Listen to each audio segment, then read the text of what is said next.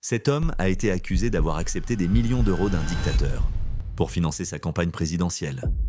Tout commence au milieu des années 2000 avec un pacte secret. Guéant et Hortefeux, proches collaborateurs de Nicolas Sarkozy, organisent plusieurs rencontres discrètes avec des intermédiaires libyens, dont Ziad Takieddine. Mais un autre acteur entre en scène, Abdallah Senussi, bras droit de Kadhafi, condamné à perpétuité en France pour terrorisme. Un Boeing détruit en plein vol, 170 morts, dont 54 Français. Et pendant un temps, tout semble aller dans le bon sens. Sarkozy est élu président en 2007.